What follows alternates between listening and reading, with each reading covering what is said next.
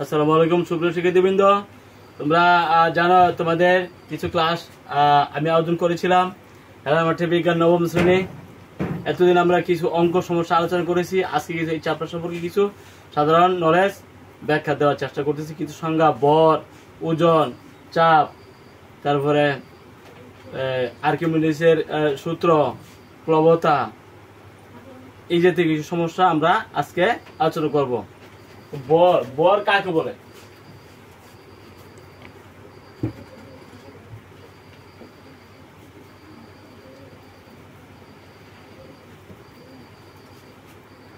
ভর হইল বস্তুর মধ্যে পদার্থের মোট পরিমাণ হইল ভর।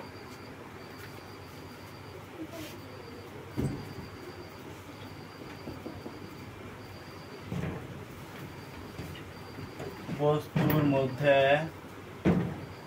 পদার্থের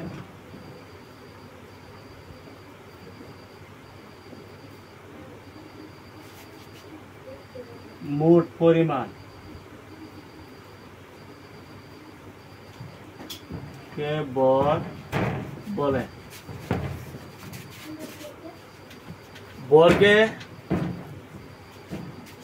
ভরকে প্রকাশ করা হয় শিক্ষার্থীবৃন্দ, ভরকে আমরা প্রকাশ করি কি দিয়া? ভরকে আমরা প্রকাশ করি এম দ্বারা, না?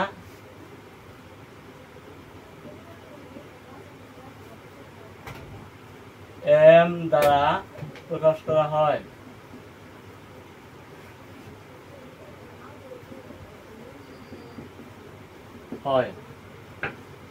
ভরে একক কি?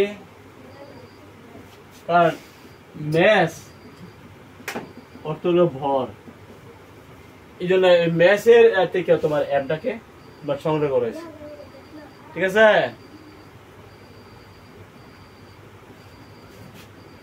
ভরে একক কি? কেজি বা কিলোগ্রাম। কেজি বা কিলোগ্রাম। আরেফিন, এত সরা ক্লাস করতেছি, ক্লাস।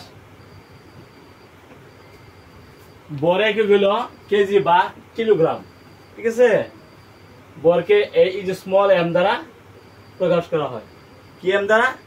স্মল এম দ্বারা প্রকাশ করতে হবে।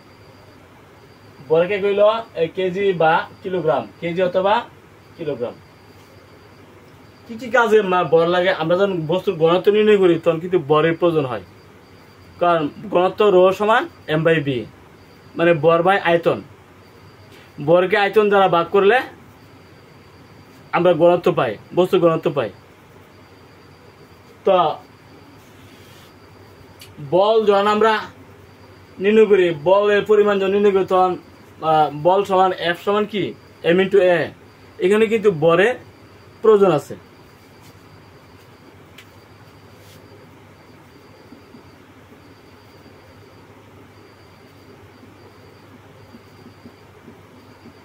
কি কি প্রয়োজন?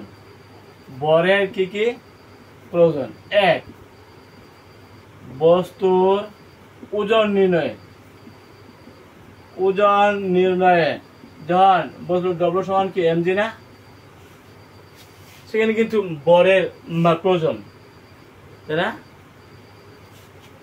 দুই, বস্তুর ঘনত্ব নির্ণয়ে আমরা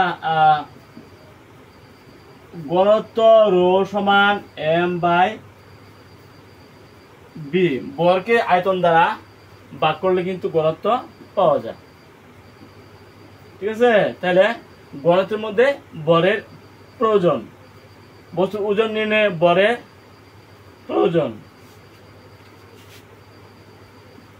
বস্তুর বল নির্ণয়ে বলের পরিমাণ।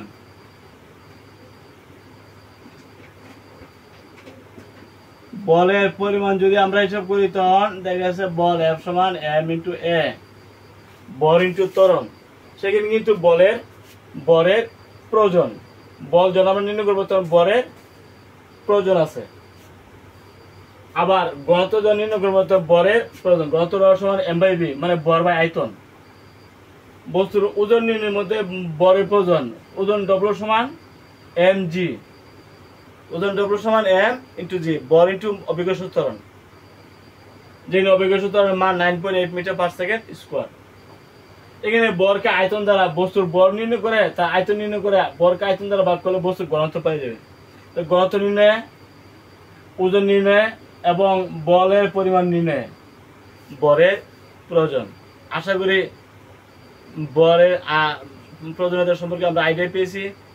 বর কাকে বলে, বরে কি কি প্রয়োজন আছে। বর যদি বাড়ে তাহলে ওজন বাড়ে, বর যদি বাড়ে ঘনত্ব বাড়ে, বর যদি বাড়ে বলের পরিমাণও বাড়ে, তাই না? এই হলো বরের প্রয়োজন, নেসেসিটি অফ ম্যাস। আমরা সেই বরে একে বলে কেজি বা কিলোগ্রাম, কেজি অথবা কিলোগ্রাম। বরকে কি দ্বারা প্রকাশ করা হয়? স্মল এম দ্বারা, স্মল এম দ্বারা প্রকাশ করা হয়। বর কাকে বলে? বস্তুর মধ্যে পদার্থের মোট পরিমাণকে ভর বলে, বস্তুর মধ্যে পদার্থের মোট পরিমাণকে ভর বলে। সুপ্রিয় শিক্ষার্থী বৃন্দ, আমরা কিছু হালকা বর সম্পর্কে আইডিয়া নিলাম। মনে করো ওজন নির্ণয় বরে কি প্রয়োজন আছে। মনে করো একটা বস্তুর ভর 10 কেজি, তাহলে তার ওজন কত?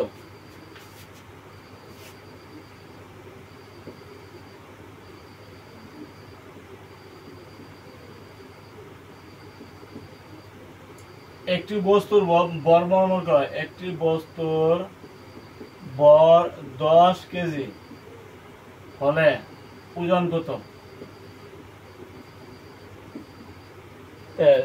10 কেজি বরের বস্তুর ওজন কত হবে? ওজন ডব্লিউ সমান হলে এম জি, এম জি মানে বর ইন্টু ত্বরণ, অভিকর্ষ ত্বরণ। তাহলে তার ওজন কি হবে? ডব্লিউ সমান এম জি, এবার 10 যে মানে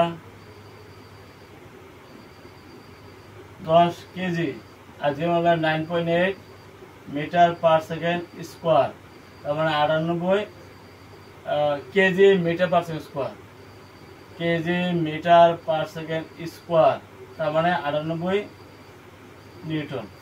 কোন কোন ক্ষেত্রে আমরা নিউটনের পরিবর্তে KG metre per second square ব্যবহার করতে পারি। KG metre per second square নিউটনের পরিবর্তে ব্যবহার করতে পারি, অথবা কেজি মিটার পার সেকেন্ড স্কোয়ারের পরিবর্তে নিউটনও ব্যবহার করতে পারি। এই কথাগুলো আমাদের জানতে হবে। সুপ্রিয় শিক্ষার্থী, ওজন নিয়ে আমরা পরে ব্যবহার আমরা করলাম। ঘনত্ব নির্ণয়ে বরের ব্যবহার আমরা এখন করব।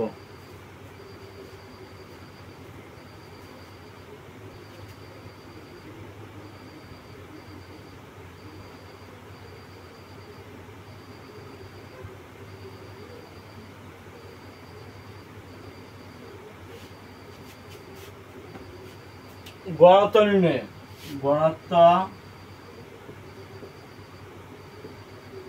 নির্ণয়ে ভর।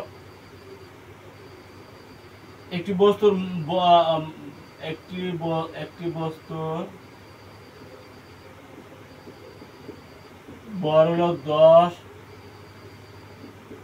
কেজি এবং এর আয়তন মনে করো 100 মিটার কিউব। হ্যাঁ, এখন এই বস্তুর ঘনত্ব কত হবে?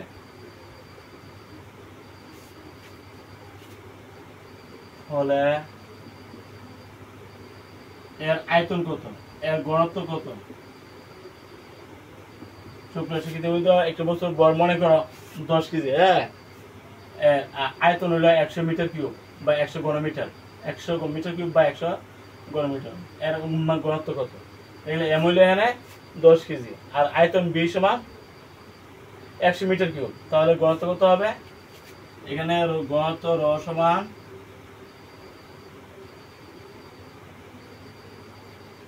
M by B. এম কত? 10 কেজি। মনে করে একটা বস্তুর ভর 1000 KG,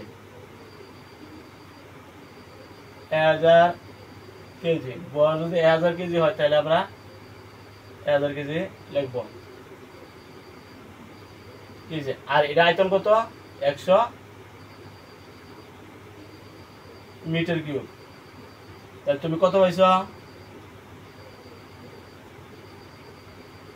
10 KG, 10 KG per metre cube. তো ঘনত্বের একক হইল কেজি পার মিটার কিউব। যেহেতু বর একক কিলোগ্রাম, বরকে আয়তন দ্বারা ভাগ করা, আয়তন একক হইল মিটার কিউব, তাহলে ঘনত্বের একক হবে KG per metre cube, KG per metre cube. যদি আয়তনটা সেন্টিমিটারের কিউবে থাকে, 10⁻⁻6 দিয়ে গুণ করলে মিটার কিউব হয়ে যাবে। ঠিক আছে? তো এইভাবে তুমি যে কোনো বস্তুর ঘনত্ব নির্ণয় করতে পারবে যদি তার বর দেওয়া থাকে এবং আয়তন দেওয়া থাকে। বরকে আয়তন দিয়া ভাগ দিবা, ভাগ দিলে ঘনত্ব পাওয়া যাবে। ঠিক আছে? তো ঘনত্বের মধ্যে বরের ব্যবহার কিন্তু আমরা দেখলাম। সুপ্রিয় শিক্ষার্থীবৃন্দ, বলের পরিমাণ নির্ণয়ে আমরা বরে কি ব্যবহার আছে?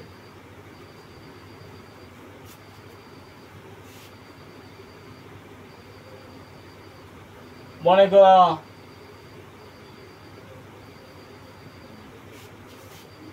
বলের পরিমাণ নির্ণয়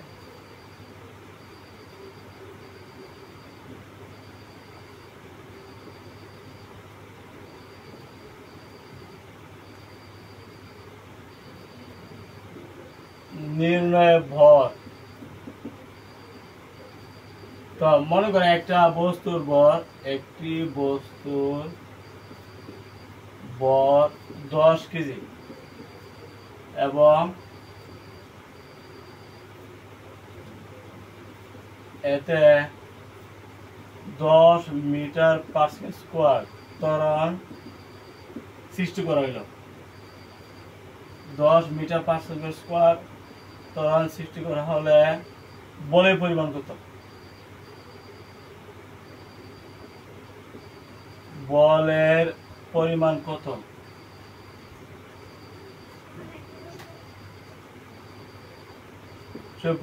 শিক্ষার্থীবৃন্দ, মনে করো একটা বস্তুর ভর 10 কেজি, একটা বস্তুর ভর কত? 10 কেজি। এর মধ্যে 10 মিটার পার সেকেন্ড স্কোয়ার ত্বরণ সৃষ্টি করা হলো, তখন বলের পরিমাণ কত হবে? তাহলে এখানে কি কি দেওয়া আছে? 10 কেজি ভর দেওয়া আছে না?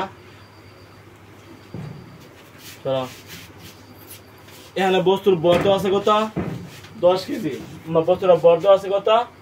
10 কেজি।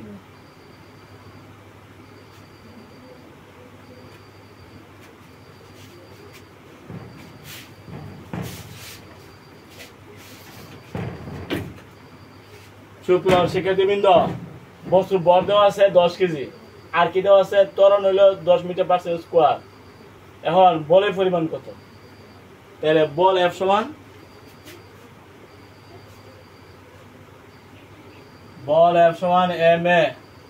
ma, ভর কত? 10 কেজি, আর এখানে ত্বরণ কত? 10 মিটার পার সেকেন্ড স্কোয়ার। তাহলে বলের পরিমাণ কত হইব? 10 × 10 100 KG metre per second square, অথবা 100 নিউটন। বলের পরিমাণ নিউটনের ভূমিকা বেশি, এই জন্য ওনার শরণার্থে বলে একক নিউটন ধরা হয়েছে, অথবা KG metre per second square বললে কোনো বলা হবে না, KG metre per second square বলা হবে, অথবা 100 নিউটন বা বলে নিউটন ব্যবহার করতে পারো। ঠিক আছে? তো এইভাবে আমরা লক্ষ্য করলাম যে বলের মধ্যে কিন্তু বর আছে, বলের মধ্যে বর আছে, বর ছাড়া বলের পরিমাণ নির্ণয় করা যায় না। ঘনত্বের মধ্যে বর আছে, বর মানে এম মেস, বর ছাড়া বস্তুর ঘনত্ব নির্ণয় করা যায় না। এবং ওজন নির্ণয়ের মধ্যে কিন্তু বর আছে, ওজন নির্ণয় করতে গেলে বর ছাড়া ওজন নির্ণয় করা যায় না। অর্থাৎ বরের ব্যবহার আমরা জানলাম এবং বরে কিছু প্রয়োগ আমরা হালকা আজকে আলোচনা করলাম। সুপ্রিয় শিক্ষার্থীবৃন্দ, আমরা আলোচনা করব ওজন কাকে বলে, ওজনের একক কি?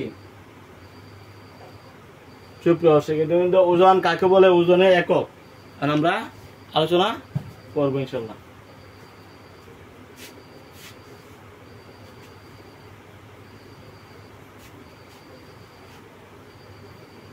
বলতো ওজন কাকে বলে, ওজন একক কি? ওজন, বস্তুর ওজন সম্পর্কে আমরা কি জানি?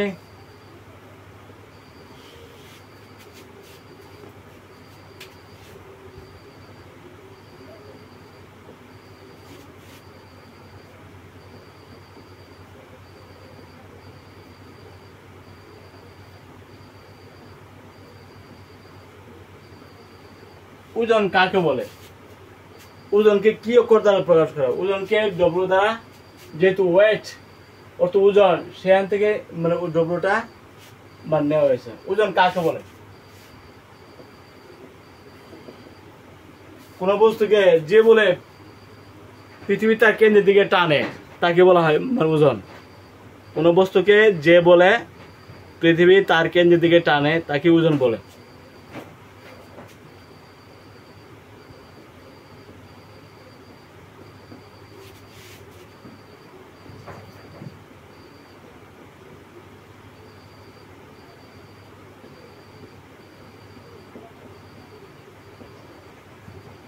পৃথিবী তার কেন্দ্রের দিকে টানে।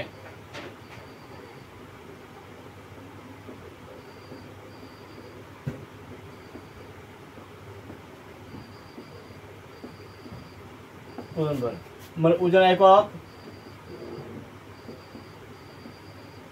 নিউটন। ওজন একক নিউটন। ওজন ডব্লিউ সমান, আমরা একটু আগে আলোচনা করেছি, ডব্লিউ সমান mg। তবে সেই ওজন বিভিন্ন স্থানে বিভিন্ন হয়, বিভিন্ন স্থানে বিভিন্ন হয়। ওজন বিভিন্ন স্থানে বিভিন্ন হয়। যেহেতু ওজন ভর এবং ত্বরণের উপরে, অভিকর্ষ ত্বরণের উপরে নির্ভরশীল, অভিকর্ষ ত্বরণ জায়গা গেছে বিভিন্ন জায়গায় বিভিন্ন হয়ে থাকে। পৃথিবীর মেরু অঞ্চলে অভিকর্ষ ত্বরণের মান এক ধরনের, বিষুব অঞ্চলে এক ধরনের, অর্থাৎ বিভিন্ন জায়গায় ত্বরণের মান, অভিকর্ষ ত্বরণের মান বিভিন্ন হয়ে যায়, কম বেশি হয়, তাই না? বিভিন্ন গ্রহের মধ্যে দেখা গেছে যে অভিকর্ষ ত্বরণের মান মানে হ্রাস বৃদ্ধি হইতেছে। এই জন্য অভিকর্ষ ত্বরণের পরিবর্তনের জন্য ওজন বিভিন্ন হয়ে যায়। ঠিক আছে? উপরে বিশ্বজন তো উঠতে থাকে, মহাবিশ্বের উপরে মহাশূন্যের জন্য উঠতে থাকে, তখন অভিকর্ষ ত্বরণের মান ততই কমে। কমতে কমতে একদম মহাশূন্যে অভিকর্ষ ত্বরণের মান 0 হয়ে যায়। 0 হওয়ার অর্থ হইলে তার ওজন 0 হয়ে যায়। মহাশূন্যে বস্তুর ওজন নাই, 0। তার কারণ কি?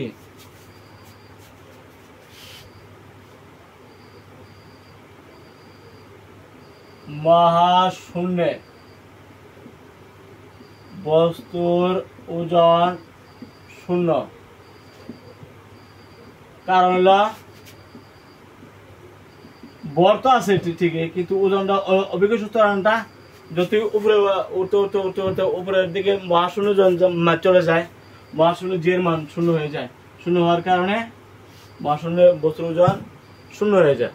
যদি তুমি উপরের দিকে উঠতে থাকবা, উপরে উঠতে উঠতে উঠতে এক সময় এমন একটা জায়গা আসে যেখানে অভিকর্ষ ত্বরণের মান 0 হয়ে যায়।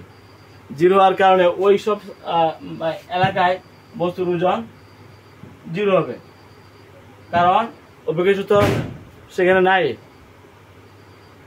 বুঝতে পারছো সুপ্রিয় শিক্ষার্থীবৃন্দ? আমরা তারপরে বিভিন্ন পৃথিবীর কেন্দ্রে বস্তুর ওজন মানে 0। পৃথিবীর কেন্দ্রে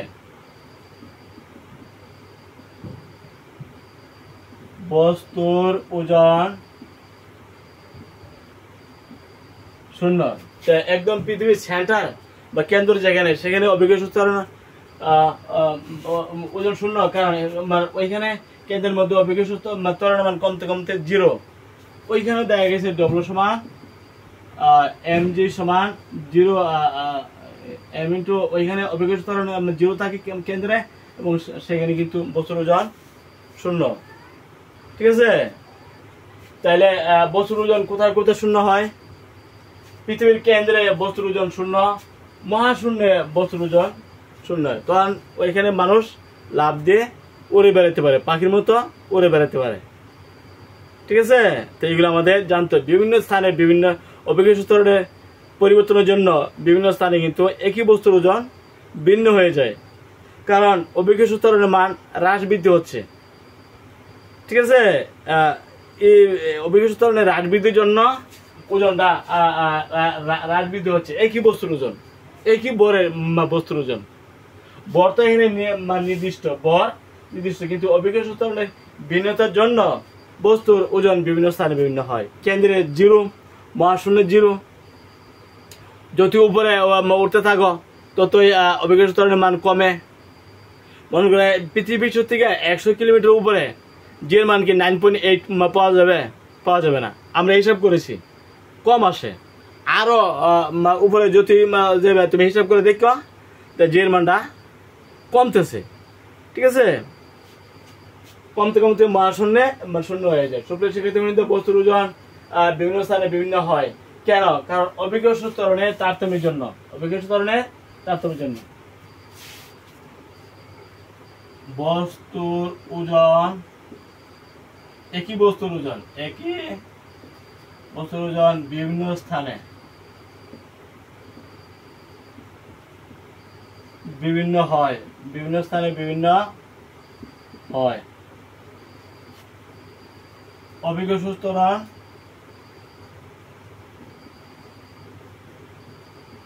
ত্বরণ জি এর মানের তারতম্যের জন্য, মানের তারতম্যের জন্য একই বস্তুর ওজন। এখানে যত নিউটন হবে, অন্য পৃথিবীর অন্য কোথাও অঞ্চলে, বেশি অঞ্চলে যাও, ব্যাসার্ধ, পৃথিবীর ব্যাসার্ধ বেশি, কারণ ওজন অভিকর্ষ ত্বরণ তো অভিকর্ষ ত্বরণ G/r², r²। এখানে আরটা কি পৃথিবীর ব্যাসার্ধ, আর হইল পৃথিবীর ব্যাসার্ধ, এবং আর মানে হলো 6.37 10⁶ মিটার। পৃথিবীর বর, এম হইল পৃথিবীর বর,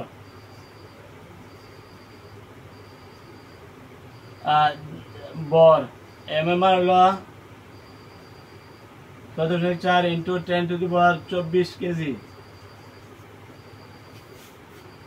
ঠিক আছে, অথবা 6 × 10⁻²৪ কেজি, যেখানে যে তথ্য পাওয়া যায়। পৃথিবীর বর 10⁻²৪ আছে, 6 পয়েন্ট সামথিং যাই থাকে। পৃথিবীর ব্যাসার্ধ এটাও অনেক সময় 10⁶ মিটার আছে, আর এখানে 6.37 মিটার। এই যে জি, এইটা মহাকর্ষ দ্রবক, যেটা কি মহাকর্ষ দ্রবক, তারও নির্দিষ্ট মান আছে। 6.673 10⁻11 newton metre square per KG square, newton metre square per KG. তো তুমি মহাকর্ষ দ্রবক, পৃথিবীর বর, পৃথিবীর ব্যাসার্ধ, তাই বোঝা গেল যে মানটা, অভিকর্ষ ত্বরণের মানটা পৃথিবীর ব্যাসার্ধের উপরে ডিপেন্ড করতেছে। ব্যাসার্ধ যেখানে বেশি, অভিকর্ষ ত্বরণের মানটা কমে। ব্যাসার্ধ যেখানে কম, অভিকর্ষ ত্বরণের মান বেশি। আর পৃথিবীর বর, মহাকর্ষ দ্রবক নির্দিষ্ট, কিন্তু পৃথিবীর ব্যাসার্ধ বিভিন্ন জায়গা বিভিন্ন হয়। ব্যাসার্ধের বিভিন্নতার জন্য অভিকর্ষ ত্বরণের মান বিভিন্ন জায়গায় ভিন্ন হয়ে যায়। এই অভিকর্ষ ত্বরণের মান বিভিন্ন জায়গায় ভিন্ন, তার জন্য একই বস্তুর ওজন বিভিন্ন জায়গায় বিভিন্ন হয়। একই বস্তুর ওজন বিভিন্ন জায়গায় বিভিন্ন হয়। ঠিক আছে, আশা করি আমি বস্তুর ওজনটা অভিকর্ষ ত্বরণের মানের উপর ডিপেন্ড করতেছে, অভিকর্ষ ত্বরণের মানের উপরে ডিপেন্ড করে। ঠিক আছে, তাহলে বস্তুর ওজন সম্পর্কে আমরা আলোচনা করে নিলাম। কোথায় বেশি কম হয়, কোথায় শূন্য হয়, সেটা আমরা বললাম। শূন্য হয় কোথায়? পৃথিবীর কেন্দ্রে বস্তুর ওজন শূন্য, কারণ অভিকর্ষ ত্বরণের মান 0 হয়ে যায়, এই জন্য বস্তুর ওজন শূন্য। মহাশূন্যে বস্তু আমরা উপরে উঠতে উঠতে উঠতে উঠতে উঠতে যখন নাকি মহাশূন্য মানে উঠে যায়, তখন কিন্তু কারো কোনো ওজন থাকবে না। তখন মানুষ বা যে কোনো কিছু পাখির মতো তোলার মতো উঠবে। কারণ কি, অভিকর্ষ ত্বরণের মান 0, এই জন্য ওজনও 0। তাই দুই জায়গায় ওজন শূন্য। আর পৃথিবীর বিভিন্ন জায়গায় বিভিন্ন হয়, কারণ অভিকর্ষ ত্বরণের মান ভিন্ন হয়ে যায়। কারণ বিভিন্ন জায়গায় পৃথিবীর ব্যাসার্ধ ভিন্ন ভিন্ন হয়। মেরু অঞ্চলে এক ধরনের কম, পৃথিবীর ব্যাসার্ধ কম, এই জন্য জের মান বেশি। পৃথিবীর মেরু অঞ্চলে জের মান বেশি, কারণ পৃথিবীর ব্যাসার্ধ মেরু অঞ্চলে কম থাকে। পৃথিবীর ব্যাসার্ধ বৃষ্টিক অঞ্চলে বেশি, এই জন্য জের মান কম। আর মেরু অঞ্চলে জের মান বেশি, কারণ মেরু অঞ্চলে জের মান কম, এই জন্য পৃথিবীর ব্যাসার্ধ আর এর মান কম, এই জন্য জের মান মেরু অঞ্চলে বেশি। আর বৃষ্টিক অঞ্চলে পৃথিবীর ব্যাসার্ধ বেশি, এই জন্য জের মান কম। কোথায় কম? মহাকর্ষ দ্রব্যক নির্দিষ্ট, পৃথিবীর ভর নির্দিষ্ট, শুধু এই পৃথিবীর ব্যাসার্ধের উপরে কিন্তু অভিকর্ষ ত্বরণের মানটা নির্ভর করতেছে, তাই না? তাহলে আজকে আমরা এই বস্তুর ওজন সম্পর্কে জানলাম। ওজনটা ডিপেন্ড করে অনলি অভিকর্ষ ত্বরণ। অভিকর্ষ ত্বরণ কাকে বলে? অভিকর্ষ বলের প্রভাবে মুক্তভাবে প্রদত্ত বস্তুর বেগ 9.8 মিটার পার সেকেন্ড হারে যখন বাড়ে, তখন তাকে যদি বেগ যদি 9.8 মিটার পার সেকেন্ড হারে বাড়ে, তখন তাকে অভিকর্ষ ত্বরণ বলে। সে অভিকর্ষ ত্বরণের মান 9.8 metre per second square, 9.8 metre per second square. অভিকর্ষ বলের প্রভাবে মুক্তভাবে পড়ন্ত বস্তুর বেগ বৃদ্ধির হারকে অভিকর্ষ ত্বরণ বলে। অভিকর্ষ বলের প্রভাবে মুক্তভাবে পড়ন্ত বস্তুর বেগ বৃদ্ধির হারকে অভিকর্ষ ত্বরণ বলে। অভিকর্ষ ত্বরণ হইল 9.8 মিটার পার সেকেন্ড স্কোয়ার। সাধারণ মান হলো 9.8 মিটার পার সেকেন্ড স্কোয়ার। কোথাও বেশি, কোথাও কম, আমরা বিস্তারিত আলোচনা করেছি। সুপ্রিয় শিক্ষার্থী, আজকে আমরা আলোচনা করছি বল এবং ওজন। বল এবং ওজন বিভিন্ন স্থানে বিভিন্ন হয়, কারণ অভিকর্ষ ত্বরণের মানের তারতম্যের জন্য, তাই না? অভিকর্ষ ত্বরণের মানের তারতম্যের জন্য একই বস্তুর ওজন বিভিন্ন জায়গায় বিভিন্ন হয়ে থাকে। সুপ্রিয় শিক্ষার্থীবৃন্দ, আমরা এখন আলোচনা করব ত্বরণ কাকে বলে। ত্বরণ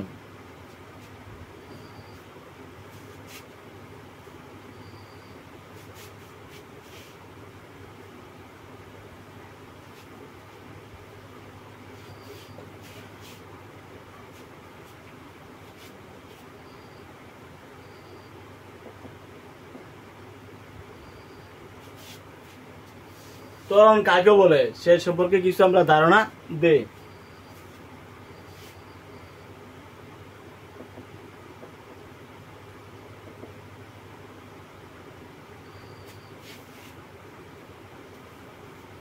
কোন বস্তু যখন নির্দিষ্ট বেগে চলে, নির্দিষ্ট সময় পরে দেখে তার বেগ পরিবর্তন হয়, হয়তো হ্রাস হয় আর নাহলে বৃদ্ধি হয়। যদি বৃদ্ধি হয় তাহলে তার ধনাত্মক ত্বরণ, আর যদি বেগ হ্রাস হয় তাহলে ঋণাত্মক ত্বরণ। এই জন্য ত্বরণকে দুই ভাগে ভাগ করেছে, ঋণাত্মক ত্বরণ এবং ধনাত্মক ত্বরণ। ত্বরণ যখন মাইনাস, বেগ যখন হ্রাস পায় তখন ত্বরণ হইল মাইনাস, আর বেগ যখন বৃদ্ধি পায় তখন ত্বরণ ধনাত্মক ত্বরণ। ঠিক আছে? ত্বরণ কাকে বলে? বেগ পরিবর্তনের হারকে ত্বরণ বলে।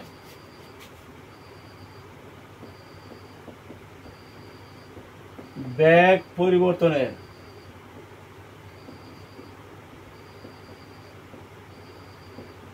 হারকে ত্বরণ বলে, অথবা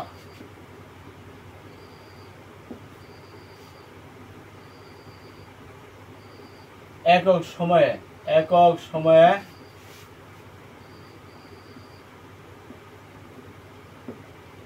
বস্তুর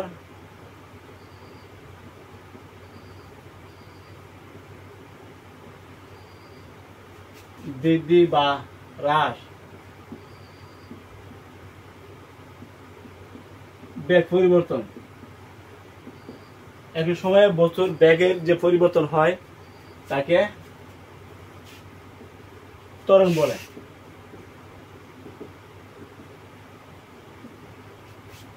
ঠিক আছে? ত্বরণ এ সমান V minus U by T. V হল শেষ বেগ, ইউ আদি বেগ, টি হল সময় সেকেন্ডে।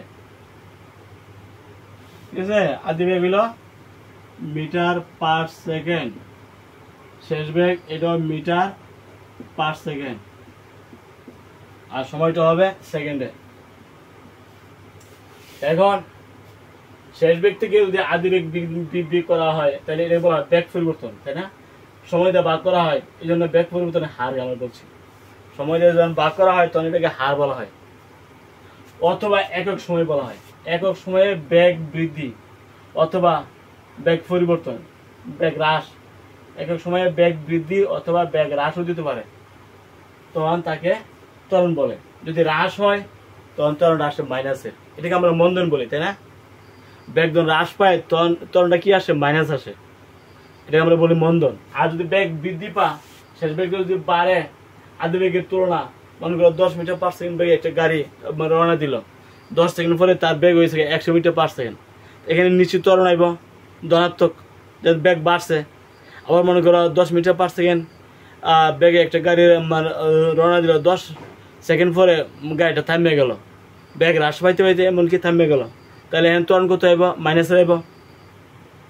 যখনই দেখবা যে বেগ হ্রাস পাইছে তখন ত্বরণ আইব মাইনাসের, এটাকে আমরা মন্দন বলি। কি বলি? মন্দন। আর যখন দেখবা যে বেগ বৃদ্ধি পাইতেছে সময়ের সাথে, তো এটাকে আমরা বলি ত্বরণ। সময়ের সাথে যখন বেগ বৃদ্ধি পা তখন তাকে ত্বরণ বলে, সময়ের সাথে বেগ হ্রাস পাইলে তাকে আমরা মন্দন বলি। মন্দনটাকে আমরা ঋণাত্মক ত্বরণ বলি, তাই না? তাই ত্বরণ ধনাত্মক হইতে পারে, যখন বেগ বাড়ে তখন ধনাত্মক, যখন বেগ কমে তখন ঋণাত্মক। ত্বরণ একক কি? মিটার পার সেকেন্ড থেকে মিটার পার সেকেন্ড যদি বাদ দাও তাহলে থাকবো কি? Metre per second. Metre per second নিচে হলো সেকেন্ড, তার মানে মিটার পার সেকেন্ডকে সেকেন্ড দিয়ে বাদ দিলে metre per second square, metre per second square. Metre per সেকেন্ডকে সেকেন্ড দিয়ে যদি ভাগ দাও, হ্যাঁ সেকেন্ড টি হলো সেকেন্ড, তাই মিটার পার সেকেন্ডকে সেকেন্ড দিয়ে ভাগ দিলে metre per second square, metre per second square. তাই ত্বরণ হইলে মিটার পার সেকেন্ড স্কোয়ার, ঠিক আছে? সব সময় মন্দন একক মিটার পার সেকেন্ড স্কোয়ার, ত্বরণ একক মিটার পার সেকেন্ড স্কোয়ার। কারণ কি? শেষ বেগ থেকে আদি বেগের একক তো মিটার পার সেকেন্ড, এটাও মিটার পার সেকেন্ড, এটাও metre per second. Metre per second থেকে মিটার পার সেকেন্ড যদি বিয়োগ করা হয় তাহলে মিটার পার সেকেন্ড, সেকেন্ড দিয়ে ভাগ দিলে তখন metre per second square, metre per second square. অর্থাৎ ত্বরণ একক হলে মিটার পার সেকেন্ড স্কোয়ার, ঠিক আছে? এবার একটা আমরা ত্বরণের সমস্যা করি।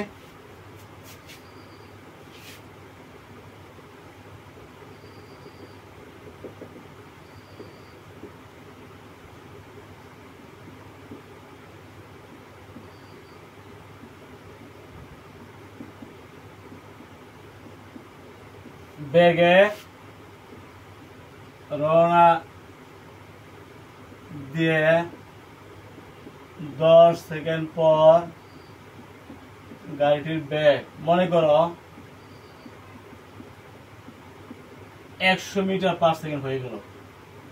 10 সেকেন্ড পরে তার বেগ হয়েছে 10 মিটার পার সেকেন্ড ছিল আদি বেগ, আর যদি স্থির অবস্থা থাকে তাই আদি বেগ ধরবা 0 মিটার পার সেকেন্ড। যদি স্থির অবস্থা একটা গাড়ি স্থির অবস্থা ছিল তো এটা যদি রওনা দেয় 10 সেকেন্ড পরে তার বেগ হইলে মনে করো 100 মিটার পার সেকেন্ড, তখন বোঝা গেল তার আদি বেগ 0 ছিল, আদি বেগ 0। স্থির অবস্থা থাকে 0 ধরতে হবে, যদি স্থির অবস্থা থাকে তাহলে তার বেগ 0 ধরতে হবে, 0 মিটার পার সেকেন্ড। তাইলে আর যে বেগ থাকে তাইলে যে বেগটা থাকবে এটা হলো আদি বেগ, যেটা বৃদ্ধি পাইলো বা হ্রাস পাইলো এটা হলো শেষ বেগ। তাহলে এখন আসো একটা গাড়ি 10 মিটার পার সেকেন্ড বেগে রওনা দিয়ে 10 সেকেন্ড পরে গাড়িটির বেগ হয়ে গেল 100 মিটার পার সেকেন্ড। বলতে হবে গাড়িটির ত্বরণ কত?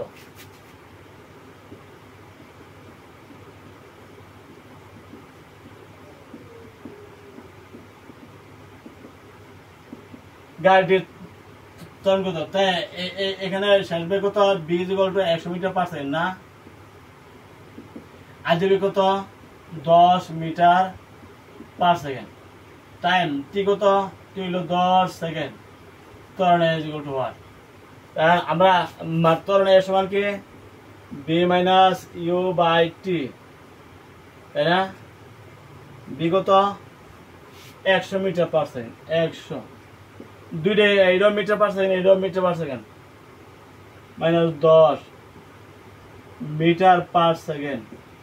নিচে হলো টাইম হলো 10 সেকেন্ড। তাহলে কত পাইছ? 90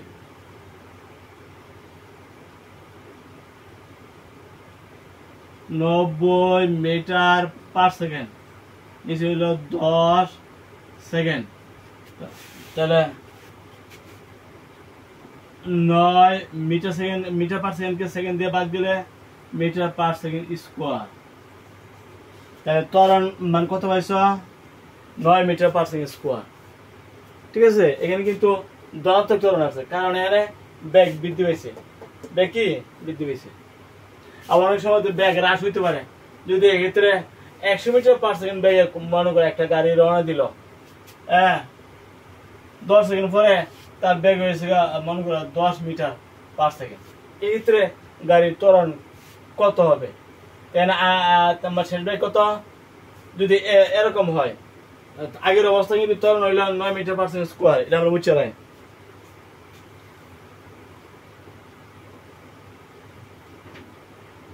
মনে করো একটা গাড়ি 100 মিটার পার সেকেন্ড বেগে রওনা দিল, 10 সেকেন্ড পরে গাড়ির বেগ হয়ে গেছে 10 মিটার পার সেকেন্ড। এই ক্ষেত্রে গাড়ির ত্বরণ কত হবে? এই ক্ষেত্রে কিন্তু বেগ এখানে হ্রাস পাইছে। বেগ কি হ্রাস পাইছে। যদি হ্রাস পা তখন ত্বরণ কত হইব? ত্বরণের সূত্র কিন্তু b মাইনাস ইউ বাই টি, তাহলে শেষ বেগ মাইনাস আদি বেগ বাই টাইম। সেক্ষেত্রে b তার মানে 10 মিটার পার সেকেন্ড, আদি বেগ 100 মিটার পার সেকেন্ড। সূত্র নিতে দিব যা আসে তাই, 2 মিটার পার সেকেন্ড, সময় হলো 10 সেকেন্ড। তাইলে কত পাইছ? 10 থেকে 100 গেলে এখানে হইল 10 সেকেন্ড মাইনাসে 90 metre per second, minus 9 metre per second নাকি পার সেকেন্ড স্কোয়ার? স্কোয়ার বলতে হবে, কারণ মিটার পার সেকেন্ডকে সেকেন্ড দিয়ে ভাগ দিছে। মিটার পার সেকেন্ডকে সেকেন্ড দিয়ে ভাগ দিলে মিটার পার সেকেন্ড স্কোয়ার হয়ে যায়। তাইলে এখানে আসলো কি minus 9 metre per second square. এটা কি ধরনের ত্বরণ? এটা ঋণাত্মক ত্বরণ না? এটাকে আমরা মন্দন বলতে পারি। যখন মন্দন করবা তখন মাইনাস না দিলেও চলবে। এই তুলে মন্দন, যেহেতু বেগ মানে হ্রাস পাইছে, সুতরাং এখানে মন্দন 9 মিটার পার সেকেন্ড স্কোয়ার। যখন মন্দন করবা তখন মাইনাস দেওয়া লাগবে না। ঠিক আছে, যখন ত্বরণ করবা তখন মাইনাসটা মাইনাসে থাকবো। ঠিক আছে, প্লাসটা প্লাসে থাকবো, মাইনাসটা মাইনাসে থাকবো। আর যখন মন্দন করবা মাইনাসটা না দিলে চলবে। তাহলে এইভাবে যখন বেগ হ্রাস পাইল তাহলে কিন্তু অবশ্যই ত্বরণটা মাইনাসে পড়বো। আর যখন বেগ বৃদ্ধি পাইব তখন ত্বরণটা হবে প্লাসের। ওকে, এই ধরনের অঙ্ক তোমরা নিজেরা তৈরি করে আশা করি পারবে। অর্থাৎ বেগ পরিবর্তনের হারকে ত্বরণ বলে। যখন টাইম দিয়ে ভাগ দিবা তখন কিন্তু হার হয়ে যাবে। এটা হলো বেগ পরিবর্তন। শেষ বেগ মাইনাস হার দিবে, হলো বেগ পরিবর্তন। আর যে কতটুকু সময় লাগলো এটা হলো টাইম দিয়ে যখন ভাগ দিবা তখন এটা হার হয়ে গেল। ঠিক আছে, শিক্ষার্থী কিন্তু এখন আমরা ত্বরণ আলোচনা করলাম, একটা সমস্যা আলোচনা করলাম। একটা সমস্যা আমরা বেগ বৃদ্ধি ছিল, আর একটা সমস্যা বেগ হ্রাস হয়েছে। হ্রাস পাওয়ার কারণে ত্বরণ আছে মাইনাসে, বেগ বৃদ্ধি পাইছে ত্বরণ আছে প্লাসে, তাই না? তাহলে আমরা এটাই জানো ত্বরণ একক কি? Metre per second square. ত্বরণ একক মিটার পার সেকেন্ড স্কোয়ার। ঠিক আছে, ত্বরণ এককটা কি? Metre per second square. ত্বরণ কি কি কাজে ব্যবহার করা হয় আমরা কি জানি? ত্বরণ কি কাজে ব্যবহার করা হয়?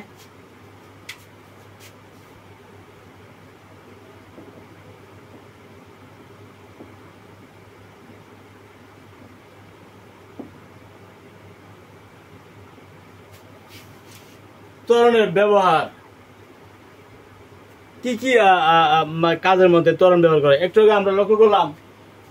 এক, বলের পরিমাণ নির্ণয়। বলের পরিমাণ নির্ণয়ে আমরা যখন বলের পরিমাণ হিসাব করছি তখন F is equal to m a. এখানে কিন্তু ত্বরণ আছে না? আসেনি? বল আছে, আবার ত্বরণ প্রয়োজন। ত্বরণ ছাড়া বল হিসাব করা যায় না। বল যদি হিসাব করবো তখন ত্বরণ নির্ণয় করতে হবে আগে। বল করতে এই সাথে দুটা গুণ করতে হবে, বল এবং ত্বরণের গুণফল হইল বল। সেখানে বলের পরিমাণ নির্ণয় করার সময় ত্বরণের প্রয়োজন, তাই না? ত্বরণের প্রয়োজন আছে। আর কোথায়? দূরত্ব নির্ণয়, দূরত্বের পরিমাণ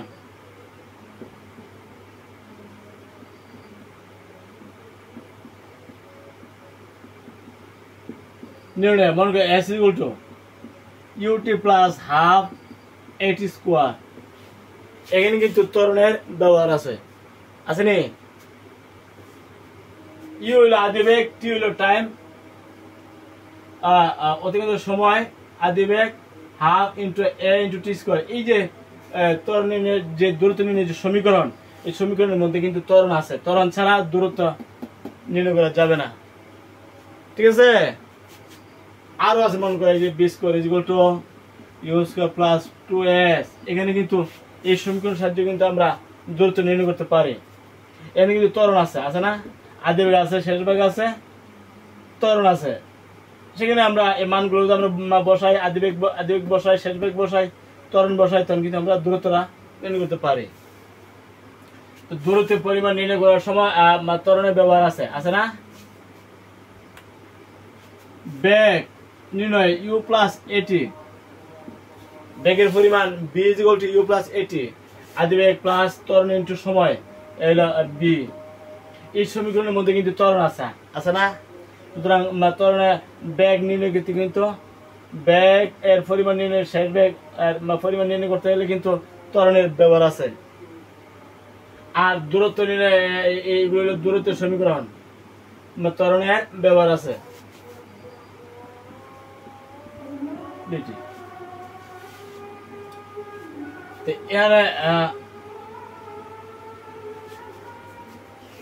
তাহলে দূরত্বের পরিমাণ নির্ণয় আমরা ত্বরণের ব্যবহার লক্ষ্য করলাম, তাই না?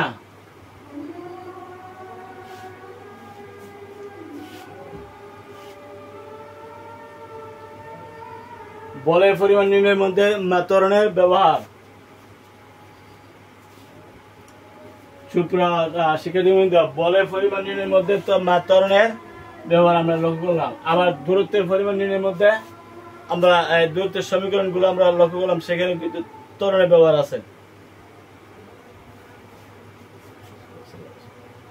তো এই ত্বরণ কোথায় কোথায় ব্যবহার করা হয় সেগুলোই আমরা জানলাম।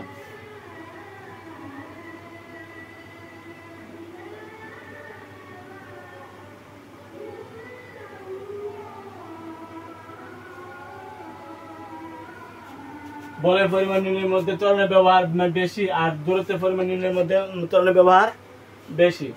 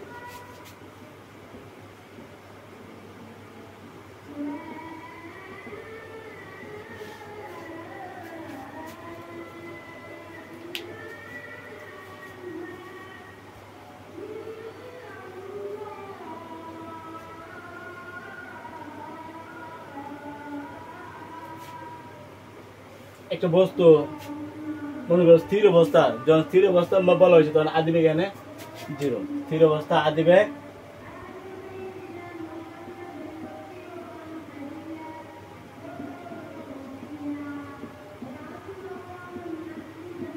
0 মিটার পার সেকেন্ড। সময় কত? t হলো 10 সেকেন্ড। t 10 সেকেন্ড বা শেষ বেগ b সমান তাহলে 100 মিটার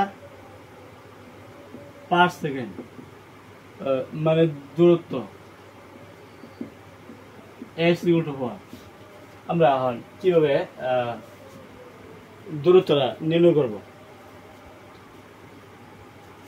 প্রথমত মানে দূরত্ব নির্ণয় আমরা জানি এখানে x এর সমান u প্লাস v বাই ও ইন্টু t। এই সূত্রটা আমরা নিতে পারি। u লাইনে 0, v লাইনে 100 মিটার পার সেকেন্ড না,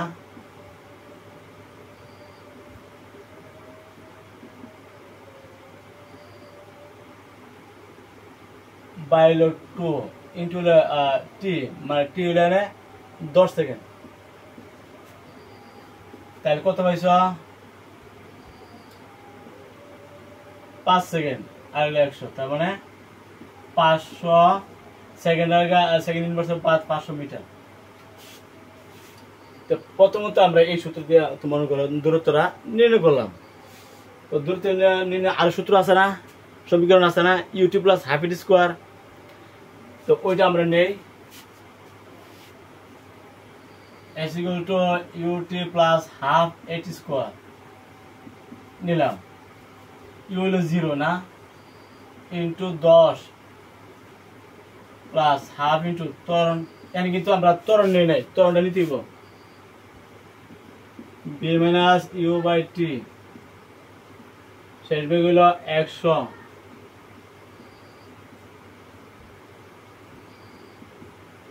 t হলো 10 সেকেন্ড, তার মানে 100 রে 10 দিয়ে ভাগ দিলে 10 মিটার পার সেকেন্ড স্কোয়ার। তুমি ত্বরণটা পাইলা।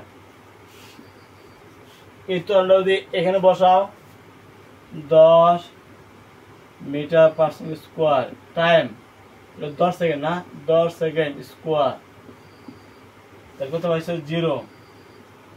আর এখানে 2 দিয়ে ভাগ করলে কত? 5। তাহলে 5 metre per second square into 10 second square মানে 100 সেকেন্ড স্কোয়ার। তা সেকেন্ড স্কোয়ার আর গেল সেকেন্ড ইনভার্স বাদ গেল, তা 5 × 100 500 মিটার। ঠিক আছে, তাহলে আমরা এই সূত্র প্রয়োগ করে যে রেজাল্ট পাইছি ut plus half h square প্রয়োগ করে নিতে একই রেজাল্ট আমরা পাইছি। এই যে 500 মিটার 500 মিটার। ঠিক আছে, আর যদি মনে করো আরেকটা সূত্র আছে ওইটাও আমরা ব্যবহার করতে পারি। b² = u² plus 2s। ওই সমীকরণটা নিল তোমাদের একই রেজাল্ট আসবে না, এত হলো 10 মিটার পার স্কোয়ার।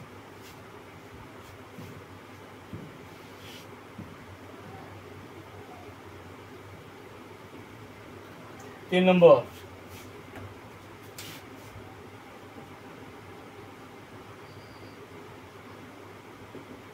b² সমান u² প্লাস 2s।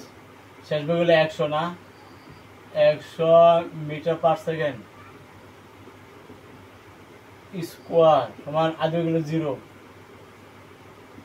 2 এ কত পাইছি? 10 metre per second square into s। তাহলে কত পাইছি না? 100 স্কোয়ার মানে 10,000, তাই না? Metre square per second square সমান 0 প্লাস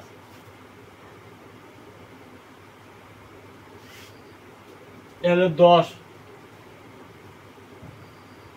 তোর হলো 10 metre per second square into s, 20 metre per second. কারণ সেকেন্ড ইন্টু সেকেন্ড স্কোয়ার হলো মিটার পার সেকেন্ড। ঠিক আছে, ইন্টু আছে কত? s।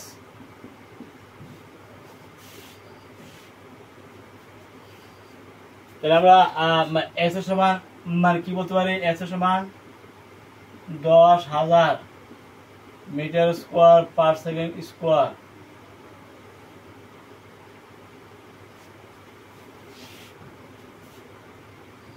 এস ইন্টু মিটার মানে metre per second.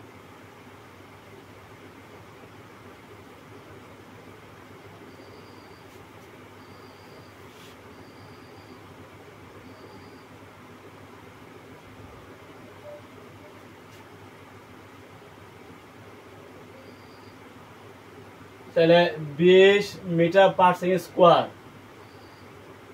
Into S না,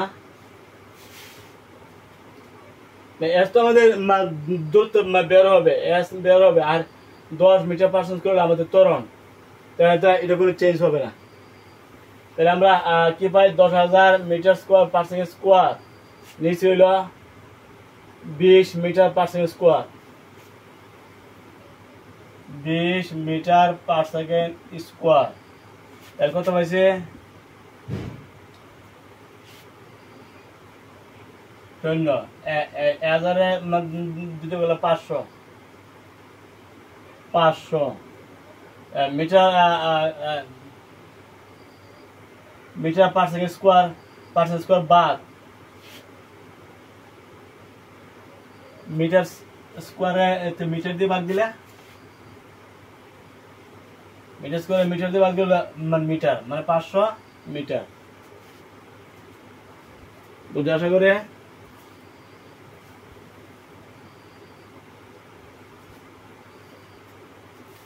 সুপ্রিয় শিক্ষার্থীবৃন্দ, এখানে মিটার পার সেকেন্ড স্কোয়ার ত্বরণের মানটা ছিল 10 metre per second square into 2, তার মানে 20 মিটার পার সেকেন্ড স্কোয়ার। এটা ছিল এস, মানে ওই যে দূরত্বটা, এখানে এসটা কি দূরত্ব। তো এখন এস সমান কি হবে, 10,000 metre square per second square ভাগ 20 metre per second square, metre per second square, metre per square বাদ গিয়ে না, মিটার স্কোয়ারে মিটার দিয়ে ভাগ দিলে মিটার, 20 দিয়ে ভাগ দিলে 500, অর্থাৎ 500 মিটার। এখানে 500 মিটার হয়েছে, আগেরটার মধ্যে 500 মিটার ছিল, তাই না। তো আমরা এই ত্বরণের ব্যবহার, এগুলি হলো ত্বরণের ব্যবহার। এক্ষেত্রে কোন দূরত্বের মধ্যে ত্বরণের ব্যবহার আছে, আছে না, আছে। তো এইগুলো তোমরা বাড়িতে নিজেরা সমস্যা তৈরি করে ব্যবহার করে সমস্যা ই করবা, হিসাব করবা বা ক্যালকুলেটরের সাহায্যে, ঠিক আছে। আমরা বেশি তৈরি করে করলে কিন্তু সমস্যা ভুল হয়ে যায়। এখানে কিন্তু এটা দূরত্ব, এটা কিন্তু সেকেন্ড না, এটা কি সেকেন্ড, এটা হলো দূরত্ব, নট সেকেন্ড। সেকেন্ড বললে কিন্তু এখানে ভুল হবে।